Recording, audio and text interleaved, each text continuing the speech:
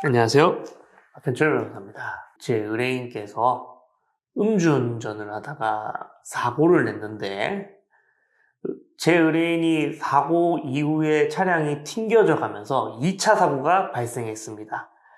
그런데 1차 사고의 피해자와는 합의가 원만하게 진행이 되었었는데 2차 사고의 피해자와는 합의가 되지 못해서 2차 사고의 피해자가 제 의뢰인에게 손해배상 청구 소송을 제기했습니다. 그런데 제가 이 사건을 맡고 나서 형사사건 기록을 좀 살펴봤어요. 특히 음주운전 사고 기록을 좀 살펴보면서 좀 고민을 해봤는데 원고 측에서 제출한 형사사건 기록 중에 사고 현장에 CCTV가 빠져 있었습니다. 형사사건 기록 목록상에는 CCTV가 분명히 있었는데 말이죠. 그래서 제가 별도로 그 사고 당시의 CCTV에 대해서 열람 신청을 했습니다. 그래가지고 결국 CCTV를 확인했는데요. 2차 사고가 발생할 때 상대방 피해자가 상당한 과속을 했습니다. 신호도 어느 정도 위반한 점이 있었고요. 그래서 그 부분을 재판 과정에서 주장을 하였고요. 과실상계가 되어야 된다는 취지로 주장을 했죠. 그리고 피해자 쪽에서 주장하는 손해의 내역이 입증이 부족한 부분들이 많고 과다하게 계산된 부분이 많아서 그 부분에 대한 재판부의 판단도 요청했습니다. 그래서 결국 피해자의 과실도 30% 정도 인정이 되었고 피해자가 주장한 손해액에 대해서도 입증이 부족하다는 점이 참작되어 피해자가 청구한 금액의 3분의 1만 인정받게 된 케이스입니다.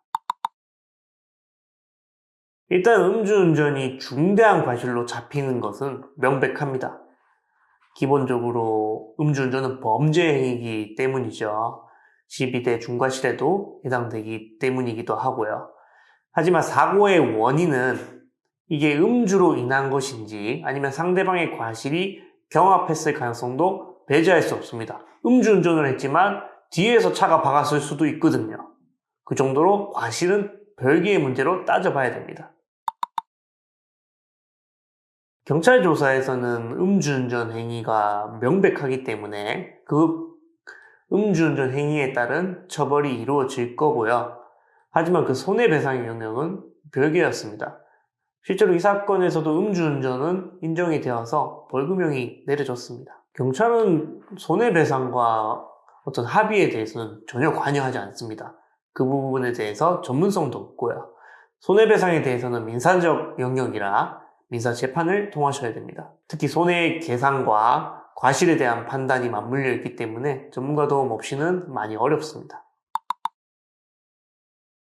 변호사에 따라 다르게 책정될 수 있죠. 그 변호사가 누구이냐에 따라서 달라지기보다는 그 변호사가 얼마만큼 사건을 면밀하게 검토했는지에 따라서 달라질 수 있습니다. 그 사건에서 나올 수 있을 만한 자료는 전부 점검을 해봐야 됩니다. 특히 교통사고의 경우는 CCTV, 블랙박스, 당사자들 진술, 그리고 형사사건이 있다면 형사사건의 기록, 이런 부분들 전부 검토해봐야 됩니다. 제가 과속을 조금 의심을 했습니다. 왜냐하면 야간이었고 사건 발생 장소가 전멸등만 존재하는 교차로였습니다. 그리고 의뢰인의 진술에 따르면 상당히 빠르게 달려왔다라고 했기 때문에 제가 과속을 의심하고 CCTV를 찾을 수밖에 없었습니다. 음주운전은 무조건 잘못된 것이 맞습니다. 하지만 음주운전으로 인해 사고가 발생했다고 해서 본인의 책임이 아닌 부분까지 책임을 져야 하지는 않습니다. 그것이 손해배상의 원칙이자 공평한 손해의 부담입니다. 그러니 사고에 대해서는 다시 한번 전문가에게 점검을 받아보시고 적정한 합의를 하시거나 손해배상 청구에 대응하시는 것이 좋습니다.